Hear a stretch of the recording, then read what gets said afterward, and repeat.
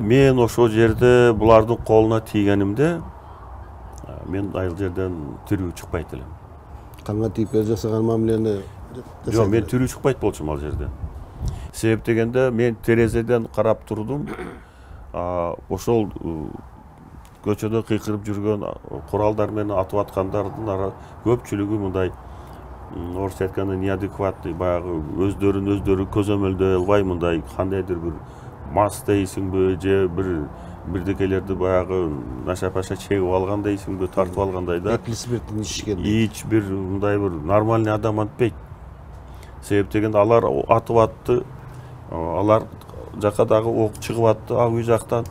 Эми нормальный адам болсо, сени көздөй ок атып атса, сен каалайсың, жок дегенде башыңды ийесиң да. Жата калбасаң деле. Кийин көрсөтүштү го, көкүрөктөрүн ачып мына ат эле ат деп кыйкырып жүргөн. Жамгыр жаабаса. Эми алардын арасында мен кийин уктум. Тиги неме Мамакеев аксакал деле айткан экен.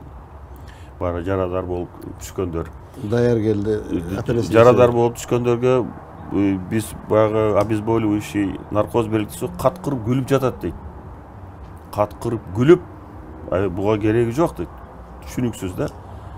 То есть балдар акыл эси кичине мындай бир ордунда эмес, башкача болгон. Эмесе акыл эси нормальный киши андайга барбайт. Ак үйдө ушул сиздин кабинетиңизди аткаргандан кийин сизди башка кабинетке охранадагылар жылдырган турбайбы? Мени тиги эс алуучу комнатамда туалет бар ошол жака. Ошол туалет жака өткөндө ошондо зыр деп ок атылып, жанакы эшиктин үстүнөн штукатуркасын түшүп кетти. Ошондо тарых музей жактан аткан болобу? Ошол жактан болот.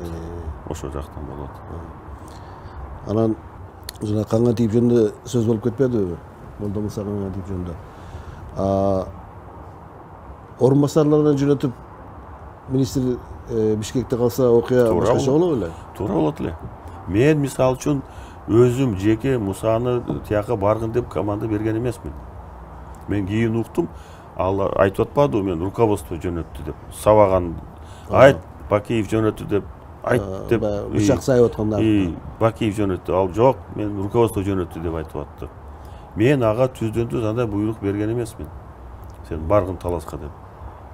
Өзү негизинен мындай ситуация болгондо министрди кызматы элеген адам борбордо болуш керек. Ал жакта орун басарын жөнөтсө да болмок. Эми ошону карасаңыз, мына согуш учурунда дагы Сталинграддын алдында фельдмаршал Паулюс 28 генерал менен колго түшкөндө дагы генералдарга кол көтөрүп мындай тийген эмес да.